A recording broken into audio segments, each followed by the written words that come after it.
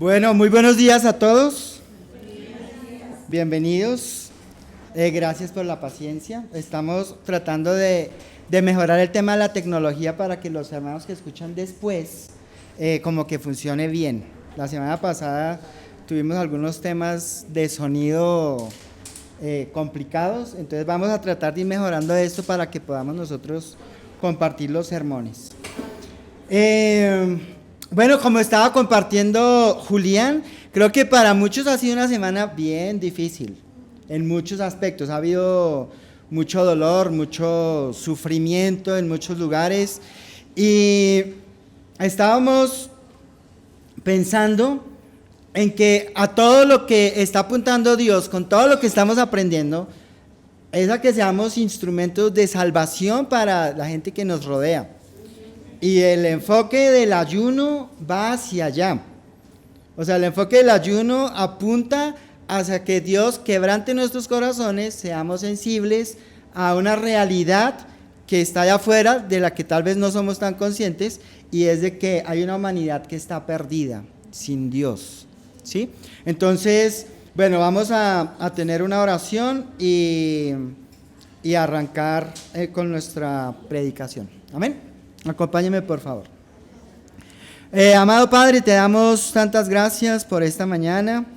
Gracias por tu paciencia, gracias por todos los recursos que nos das para poder aprender de tu palabra, para poderla comunicar, para llevarla a otros. Te rogamos, Señor, que en tu misericordia derrames tu Espíritu Santo entre nosotros, entre los que estamos acá presentes, con nuestros hermanos que están en Zoom, con las personas o los hermanos que más adelante van a poder ver esta predicación, y en nuestro país en general, Señor. Reconocemos que te necesitamos más de lo que alcanzamos a imaginar o pensar, Señor. Que nuestro país necesita volverse a ti, Señor. Que nuestras ciudades necesitan volverse a ti. Que nuestra familia necesita volverse a ti. Y que muchos de nosotros, como hijos tuyos, necesitamos volvernos a ti en algunas cosas, Señor. Bendice esta mañana, Señor, y te agradecemos en el nombre de Jesús. Amén. Muy bien, entonces, quería contarles algo que nos sucedió anoche con mi esposa, que me ayudó como a entender un poco qué es lo que Dios quiere, como a entenderlo con un poco más de convicción. Saben que a nosotros dos nos gusta salir a caminar, y generalmente salimos en cualquier momento y caminamos una hora o hora y media y le damos vueltas al barrio, y mientras tanto vamos hablando. Hemos aprendido como esa dinámica de conversar muchas cosas mientras caminamos y ejercitamos un poco el cuerpo. Y anoche cambiamos la ruta. O sea, también tenemos una ruta, casi siempre vamos por los mismos lados. Y anoche Nayib tenía un plan con la familia, y yo dije, bueno, vamos y caminamos, pero vamos a cambiar la ruta. Y nos fuimos por otra ruta, nos fuimos por otro lado. Normalmente entramos al barrio, ahí nosotros vivimos cerca del Bosque Popular, entonces entramos al Bosque Popular, caminamos las calles principales y volvemos y regresamos a la casa. Anoche salimos por la Boyacá hacia el sur, vivimos como la 64 con Boyacá, entonces nos fuimos hacia la 53 y luego llegamos hasta un poco más adentro de la 53 y paramos y entramos en una cafetería a tomarnos una aromática, un café, algo.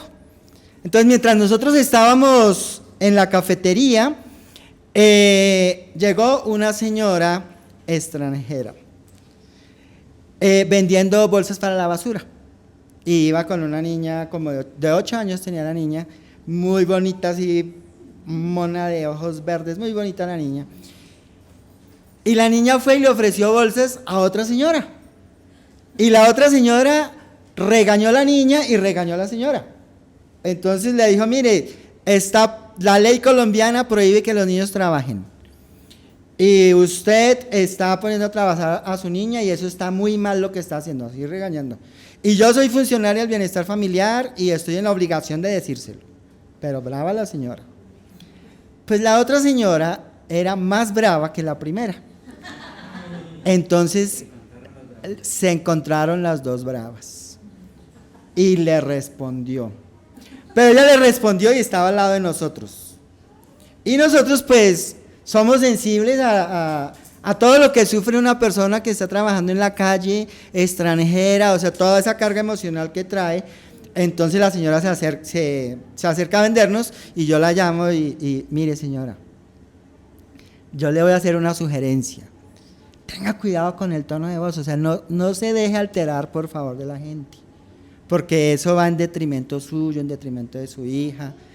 Trate de controlar el enojo, las palabras. Entonces la señora se fue bajando, mientras tanto Nayib iba mirando a ver si alguna bolsa servía. Entonces la señora nos escuchó y se fue bajando y nos contó. O sea, no es que yo a esta hora, 7 de la noche, estoy cargada de todo el desprecio de todo el día, o sea, de tantas cosas, sufrimiento, y generalmente el enojo es una manera de expresar cosas que no son el enojo, sino son dolores internos. Entonces, la señora se fue más tranquila y todo, y Nayib dijo, yo tengo que hablar con esa otra señora, porque ella le habló mal a la señora. Y yo, bueno, está bien. Y entonces, coincidencialmente, nos paramos al tiempo. O sea, ellas se pararon, no poniéndonos de acuerdo cuando ellas se paren, sino nos paramos al tiempo. Y Nayib se acerca con la señora y le dice, señora, mire, yo con mucho respeto quiero decirle algo.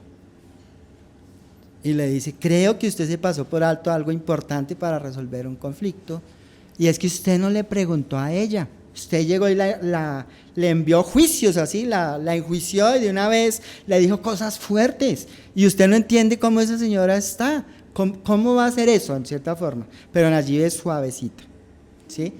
Entonces la señora la escuchó y luego le respondió.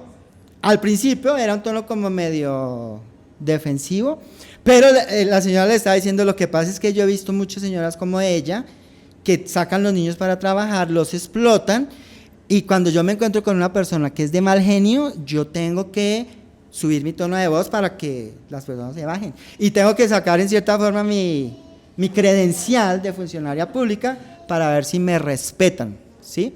La otra señora no le importaba, o sea, la otra señora utilizó unas expresiones muy fuertes que no las voy a decir acá, pero si esta señora sigue, la cosa se puede poner peor entre las dos.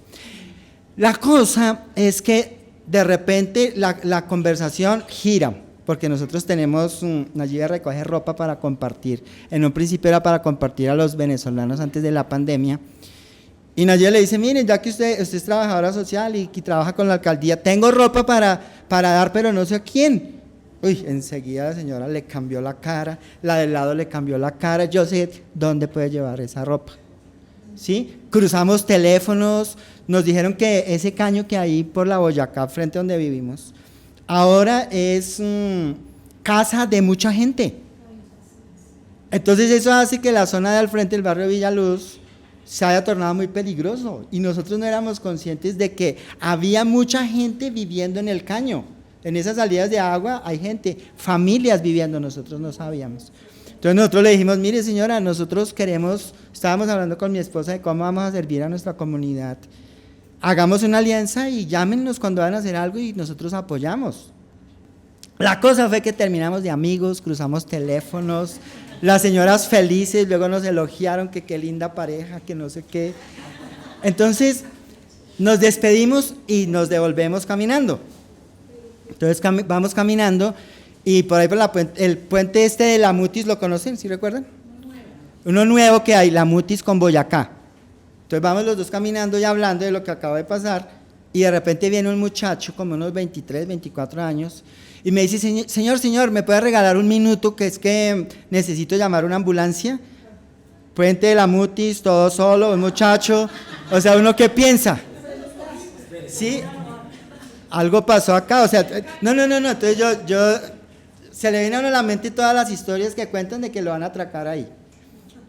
Entonces yo llego y me alejo un poquito, pero luego lo miro y le veo que tiene un chorro de sangre bajando por la pierna.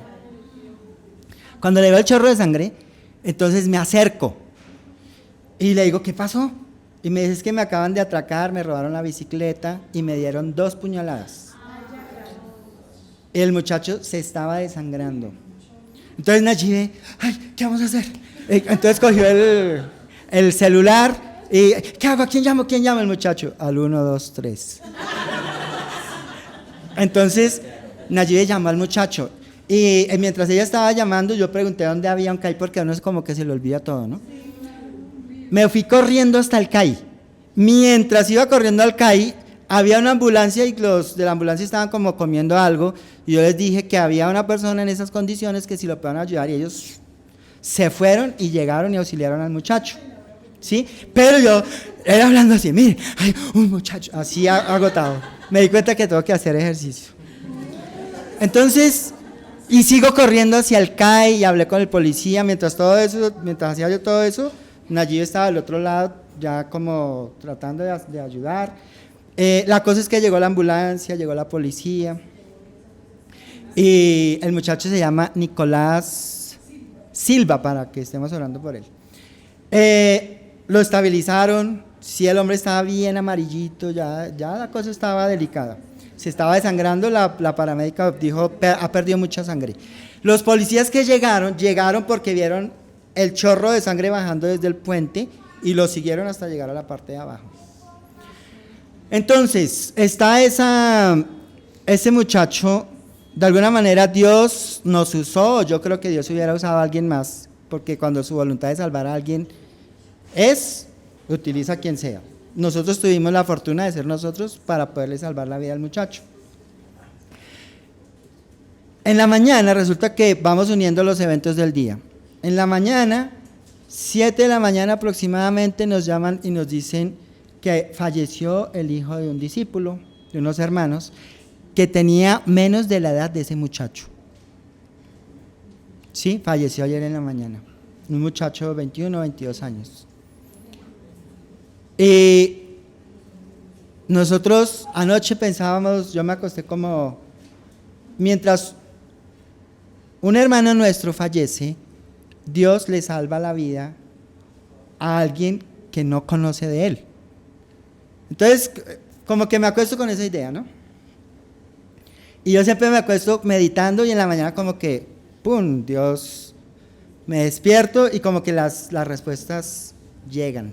Y el sermón de hoy tiene que ver con eso. Tiene que ver con que Dios quiere salvar a los perdidos. ¿Sí? Y necesitamos ser conscientes de eso. Entonces yo les voy a pedir que me acompañen a Nehemías, al capítulo 9. El título del sermón hoy es El verdadero ayuno y la misericordia por los perdidos. No sé ustedes, pero nosotros ya tenemos el compromiso y el hábito, lo estamos desarrollando. Digo desarrollando porque todavía tenemos que hacer esfuerzo. El hábito de ayunar una vez por semana. Amén. Y estamos ayunando para que Dios quebrante nuestros corazones y nosotros seamos sensibles a la guía del Espíritu Santo. Para que seamos sensibles a la palabra de Dios. Para que la palabra de Dios no se quede en nuestra mente, sino que baje a nuestro corazón y haga el trabajo que Dios quiere que haga. Y ya llevamos varios meses haciéndolo, o sea, no empezamos a ayunar cuando empezamos a enseñar sobre el ayuno. Ya veníamos ayunando. Y veníamos ayunando, pero ya en otros tiempos habíamos aprendido sobre el ayuno. Solo que a veces uno como que se le olvida que las batallas espirituales no las podemos ganar nunca con nuestro esfuerzo humano. Y Dios en su misericordia nos dice, miren, regresen al ayuno porque mucho de lo que ustedes están viviendo se trata de ustedes mismos y de lo que yo quiero transformar en su interior, no de lo que ustedes quieren que se cambie afuera. Entonces, en Nehemías 9:1 dice así: el día 24 de ese mes, los israelitas se reunieron para ayunar. Se vistieron de luto y se echaron ceniza sobre la cabeza. Habiéndose separado los extranjeros, confesaron públicamente sus pecados y la maldad de sus antepasados. Y asumieron así la responsabilidad. Asumieron así su responsabilidad. Durante 3 horas leyeron el libro de la ley del Señor su Dios, y en las 3 horas siguientes le confesaron sus pecados y lo adoraron. Entonces ustedes dirán, bueno, ¿y qué tiene que ver lo que tú acabas de compartir con esto que está pasando y con el ayuno? Acá nos da la salida, nos aclara. ¿Qué acaba de pasar con los israelitas? O sea, ¿qué ha pasado durante un periodo de tiempo acá en el contexto de Esdras y Nehemías, que son los 2 libros simultáneos? 70 años atrás, por medio de Jeremías, de Isaías y otros profetas, Dios había profetizado que a causa de la maldad de ellos serían desterrados y llevados a una nación lejos de su tierra. Y sufrirían. Eso lo pueden ver en los últimos capítulos de Segunda de Reyes y Segunda de Crónicas. Habla en ese famoso versículo que a nosotros nos encanta leer y que hemos leído a muchos. Yo sé los planes que tengo para ustedes, planes para su bienestar y no para su mal, a fin de darles un futuro lleno de esperanza. Yo, el Señor, lo afirmo, dice él. Ustedes me buscarán, me invocarán, y yo les responderé porque me buscarán de todo corazón. Lo recordamos todos, ¿no? Yo estoy parafraseando un poco. Pues eso es una profecía que está dando Jeremías a ese pueblo que todavía no va al exilio, porque Jeremías profetizó un poco antes. No van al exilio, o sea, no van a sufrir tanto. Pero les está diciendo, y pueden mirar ahí Jeremías 29, todo el capítulo antes, y se van a dar cuenta del contexto de lo que está pasando. Dios les está diciendo, miren, yo los voy a ustedes a castigar, los voy a llevar, los voy a exiliar, van a sufrir durante 70 años, pero cuando llegue el tiempo, tendré misericordia y los traeré de nuevo. Llegaron los 70 años, se cumplieron. Y en Isaías, ustedes van a ver cuando habla de Ciro de Persia, por allá Isaías 40, de cómo Dios por medio de Ciro llegó y levantó un edicto y envió a todos los israelitas otra vez a su tierra a reconstruir el templo. Ese es el contexto. El año antepasado estuvimos nosotros estudiando sobre el Salmo 119. ¿Sí recuerdan? Yo les había dicho, hay dos teorías de quién escribió el Salmo 119. Una teoría es que fue Esdras, el mismo Esdras de acá. Y en esa época explicábamos, claro, ¿por qué me convenció más Esdras? Por el contexto de lo que ellos estaban viviendo. Entonces explicábamos, con razón Esdras el Espíritu Santo por medio de Esdras tiene que hacer un salmo así de gigantesco para que esta gente entienda que necesita volverse a la palabra de Dios y no se repita el exilio que habían vivido. En ese sentido es que está dicho el Salmo 119. Tienen que amar la palabra de Dios, entenderla, aprenderla, y Esdras 7:10 él dice la escritura que él se había dedicado por completo a estudiar la palabra de Dios, a ponerla en práctica y a enseñarla a los israelitas. ¿Por qué? Porque ya habían vivido la experiencia de ver la ira de Dios desbordada contra ellos. O sea, recibieron los castigos que Dios había prometido por medio de Moisés en 28. Entonces, cuando llegamos acá en este punto, dice que los israelitas se reunieron para ayunar. Y sabemos, no era para aguantar hambre, o sea, ellos se reunieron para afligir sus almas. Esta generación de israelitas, que ellos no fueron los que pecaron contra Dios en los tiempos de los reyes, eran otros. Otra vez es una imagen muy similar a la generación que conquistó la tierra prometida. Fueron otros, no fueron los que ofendieron a Dios. Fue la generación que se levantó después. Entonces acá imagínense 70 años quienes llegaron, como los bisnietos. Entonces ahí dice, ellos se reunieron para ayunar, para afligir sus almas, para quebrarse delante de Dios y entender en el corazón lo que los había separado de Dios décadas antes. Se vistieron de luto, reforzando. No solo vamos a ayunar, pero nos vamos a vestir de luto para que esto sea más fuerte en nuestro corazón, más autohumillación.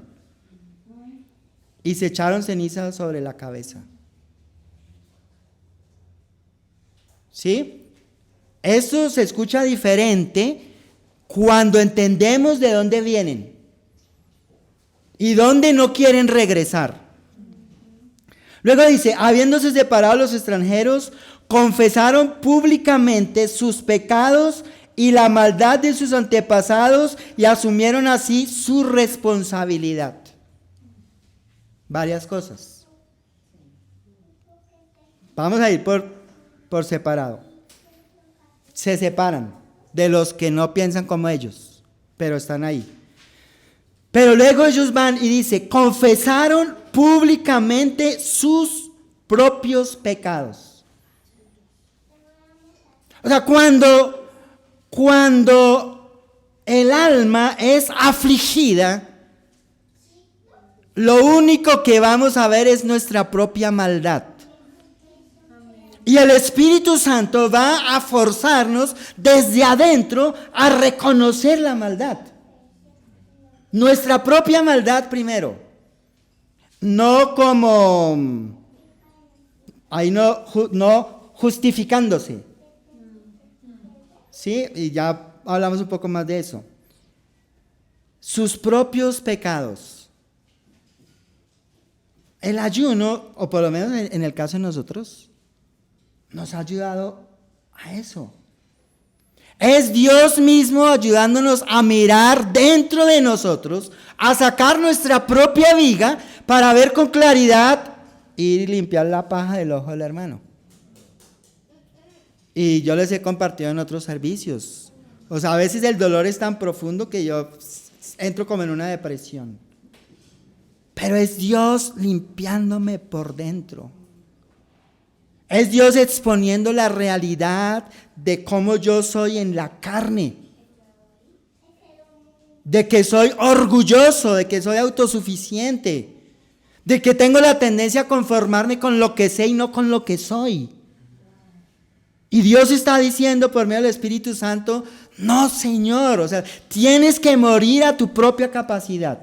Y te voy a humillar y te voy a afligir hasta que esa alma tuya arrogante, soberbia, autosuficiente, se quiebre y muera.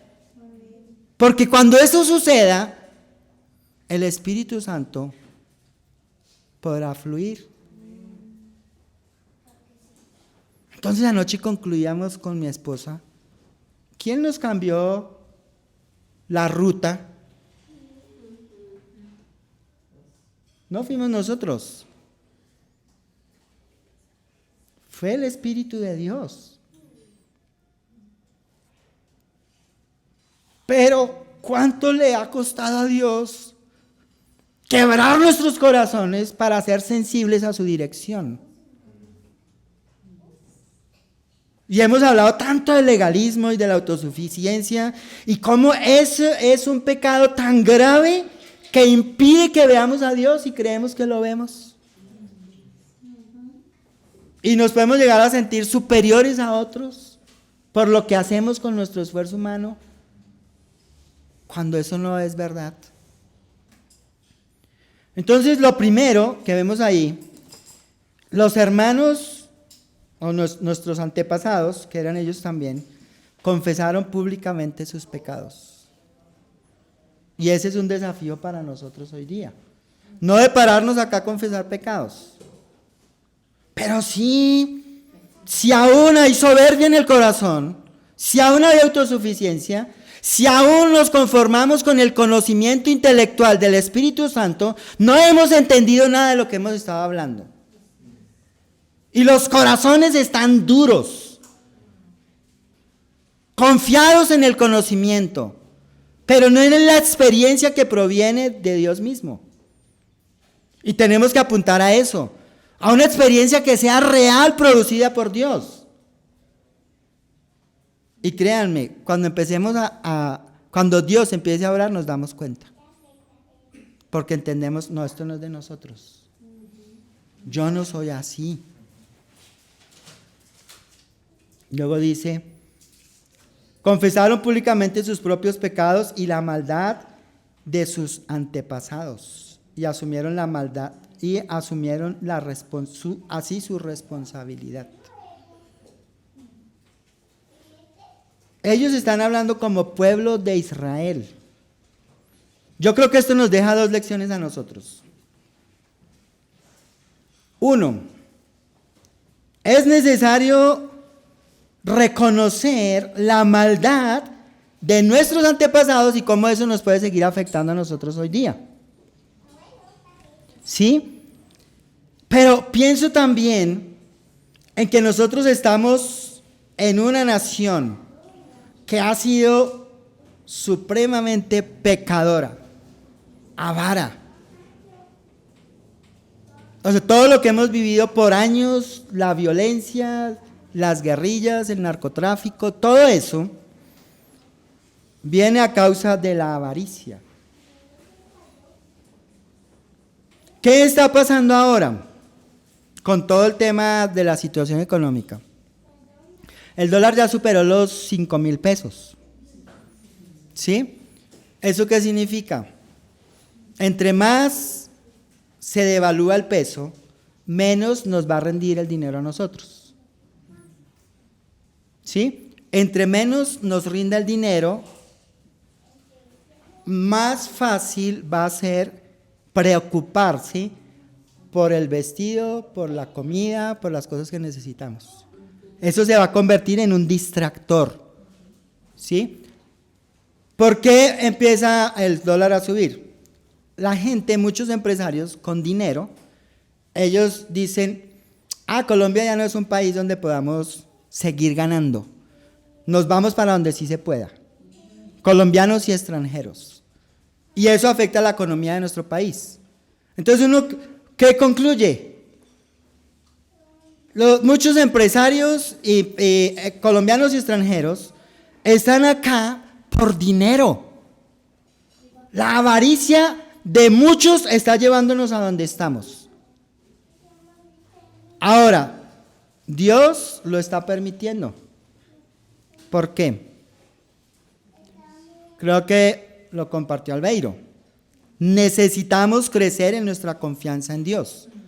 Pero ¿quién de nosotros está pidiendo perdón por toda esta gente avara, asesina, por todos los pecados de nuestro país? Yo no lo estoy haciendo. Me estoy dando cuenta que tengo que hacerlo. ¿Por qué no lo estamos haciendo? Porque estamos enfocados en nuestras propias vidas. Porque nos está guiando el egoísmo y no la palabra de Dios. Porque vamos a la iglesia o venimos para ver qué hay para nosotros y no yo cómo puedo aprender algo para dar a los demás. Eso no es del Espíritu. Pero ¿quién reconoce ese pecado? Un egoísmo tan grande. Estos hermanos entendieron. Nosotros necesitamos pedirle perdón a Dios por nuestros pecados, por los de nuestro país y por los pecados que se han cometido de antes. Y ojalá Dios tenga misericordia de nosotros, de nuestro país. Porque el otro efecto de la hiperinflación es la delincuencia. Muchas personas van a salir a robar porque no tienen para comer. Y no estamos justificando, pero es una realidad. A mayor pobreza, mayor delincuencia. Aumenta las adicciones. ¿Por qué? Porque es que las personas cuando se estresan, los niveles de ansiedad se potencian tanto que van a tener que buscar algo extra para sentir placer o satisfacción y evadir la realidad de lo que están viviendo. Que esa es como la base de las adicciones. Tengo que evadir mi realidad. Todo eso se va a disparar. Y nosotros como hijos de Dios, ¿qué vamos a hacer? El Espíritu de Dios no va a permitir que nos quedemos quietos. Si genuinamente nosotros queremos hacer la voluntad de Dios, tenemos que seguir quebrantando nuestros corazones como iglesia, como comunidad, donde estemos, aquí en Zipaquirá, en Bogotá, en Medellín, en Cali, donde nos estén escuchando y donde nos estén viendo. Todos necesitamos asumir el mismo compromiso delante de Dios para que Él tenga misericordia, no solo de nosotros, sino de todas las personas. Entonces pensaba yo, decía yo allí esta mañana, amor, creo que ya entiendo lo que vivimos ayer. Y me dolía. Nos hemos vuelto insensibles. No nos importa que la gente se esté perdiendo. No nos importa. Entonces Dios tuvo que utilizar una especie de parábola con el día de ayer para explicarnos, me importan los perdidos. Me importan los extranjeros, me duele que la gente esté muriendo sin Dios. ¿Cómo es posible eso en nosotros? Nos hemos alejado de Dios y no nos damos cuenta. Nos alejamos. ¿Pero por qué podemos ver esto? Porque el Espíritu lo revela. Eso es animante, ¿no? Es difícil, pero es animante. Entonces el versículo 3 dice, y asumieron así su responsabilidad. Sí, o sea, eso es duro para nosotros que somos orgullosos y soberbios y no queremos mirar para adentro, sino seguir viendo la paja del ojo del hermano, sin la conciencia de que tenemos tremenda viga que impide que el Espíritu Santo obre en nuestras vidas como siempre ha querido. Esa responsabilidad implica que dejo de señalar.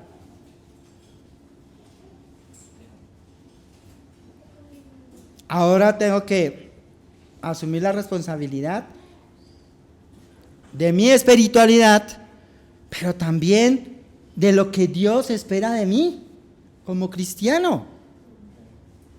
Vamos a ir más adelante a estudiar o a recordar que el Espíritu Santo dio dones a la iglesia. Cada uno de nosotros tiene algo que Dios puede utilizar para servir a los demás. O sea, el único don que hay en la iglesia no es el de la predicación, ese es solo uno. Pero cuando ustedes miran Corintios, Efesios, Romanos, hay una lista de más de 15. Y si la Biblia dice que Dios ha dado dones por medio del Espíritu Santo, eso significa que no hay un solo cristiano que no tenga un don de Dios para que pueda servir para la edificación del cuerpo de Cristo, que es la iglesia. ¿Por qué no los vemos? Porque estamos enfocados en nosotros mismos. Porque no nos interesa ni la iglesia, ni nuestra nación, ni nuestro pueblo. Satanás nos agarró y nos volvió fariseos y no nos dimos cuenta. Nos conformamos con lo mínimo. Jesús no murió para eso. En el libro de Hechos, si ustedes lo revisan, hay más de 50 referencias al Espíritu Santo. ¿Qué significa eso? Que la iglesia del primer siglo, no solo la de Jerusalén, sino toda la iglesia, vivía en el poder del Espíritu Santo. como con el paso de los siglos dejó de enseñarse sobre el Espíritu Santo, pensamos, no, eso hay que vivirlo con nuestro esfuerzo, con nuestras ideas, nosotros somos increíbles, nuestras competencias, y se sacó al Espíritu Santo de la ecuación. Y vemos los resultados. ¿Por qué Dios escoge lo menospreciado, lo peor, como dice Pablo en Corintios? Lo que este mundo rechaza. Para mostrar su poder. Porque va a ser evidente. Cuando el Espíritu de Dios haga algo dentro de nosotros, pecadores, imperfectos, orgullosos, va a ser claro. Primero para nosotros. Ay, yo no soy así, creo que alguien más lo hizo. Yo no tengo la capacidad de ser humilde y pedir perdón, yo no podría hacerlo. Entonces, esa responsabilidad de la que está hablando acá Nehemías es esencial para seguir avanzando. Y es algo que nos debemos llevar hoy, además de todo lo demás. ¿De qué soy responsable yo? Cada uno. Yo me siento responsable delante de Dios de predicar su mensaje lo mejor que pueda, a pesar de mis limitaciones. Yo me siento responsable de estudiar las Escrituras y de buscar vivir lo que dicen las Escrituras para medio modelar lo que dicen las Escrituras y así como tener un poquito de influencia que venga de mi propia vida, a pesar de mis imperfecciones. Me siento responsable de amar a mi esposa y a mis hijos con lo que proviene de Dios y un poquitico de lo mío. Y de servir y amar a quien yo pueda en el camino. Lo tengo claro. Si cada uno, hermanos y hermanas, y amigos, si tú nos estás visitando y tú quieres vivir el cristianismo que enseñó Jesús, ese es el estándar. No hay cristianos tullidos, no hay cristianos paralizados. El Espíritu de Dios no produce eso, el Espíritu de Dios es dinámico. Y luego dice, durante 3 horas leyeron el libro de la ley del Señor su Dios, y en las 3 horas siguientes le confesaron sus pecados y lo adoraron. Entonces ustedes pueden leer luego todo Nehemías 9 y van a ver la confesión. Y luego en el capítulo 10 dice que ellos hicieron un compromiso. Dice, por todo esto nosotros, 9:38, hacemos este pacto y lo ponemos por escrito, firmado por nuestros gobernantes, levitas y sacerdotes. Hicieron un pacto delante de Dios. Todos se comprometieron.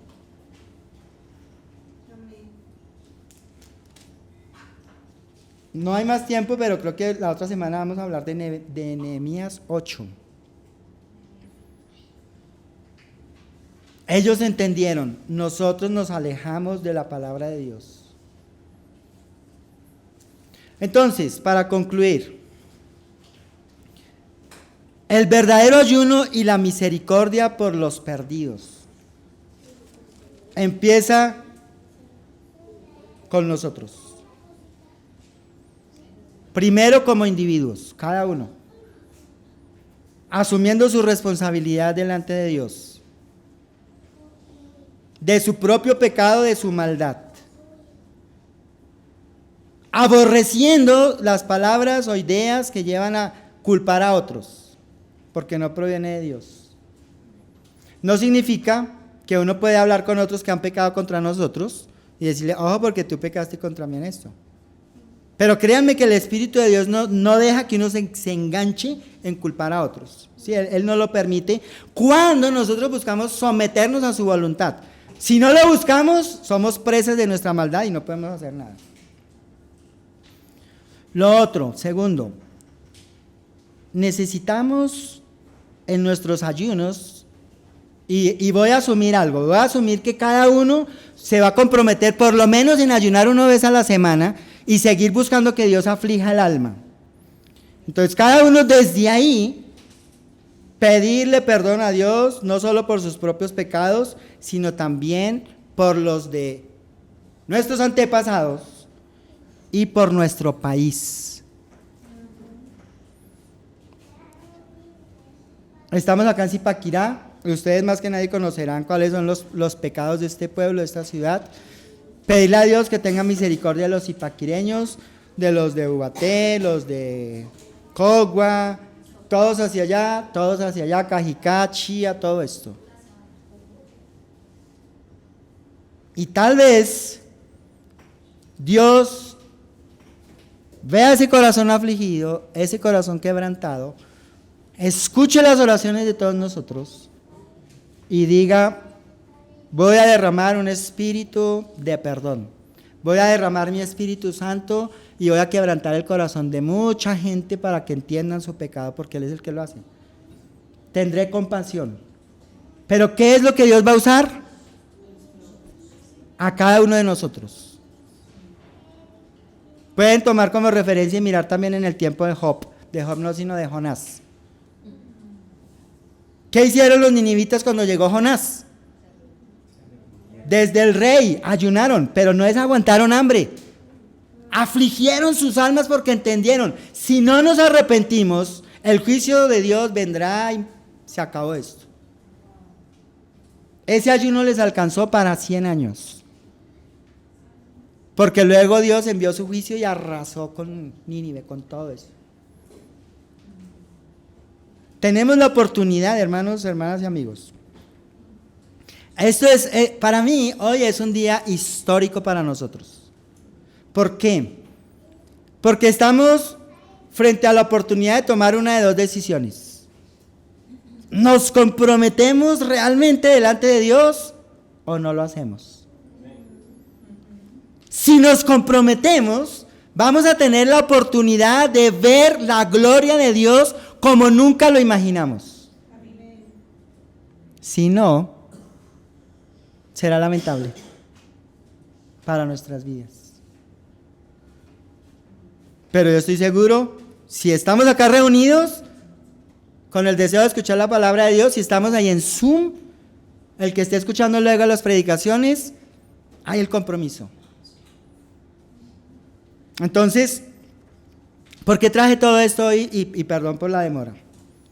Porque vimos que el tema del sonido funcionó mal la semana pasada. Y la tecnología, las redes y todo esto hoy día son una oportunidad que podemos usar para llevar el evangelio a otros. Esta semana recibí un mensaje de una hermana en Venezuela. Ella siempre escribe largo, o sea, yo para leerla a ella tengo que tomarme mi tiempo. Y ella me dijo: hermano, yo quiero agradecerte por el sermón de la semana antepasada. Me tomó 3 días escucharlo, porque el sonido era malo. 3 días.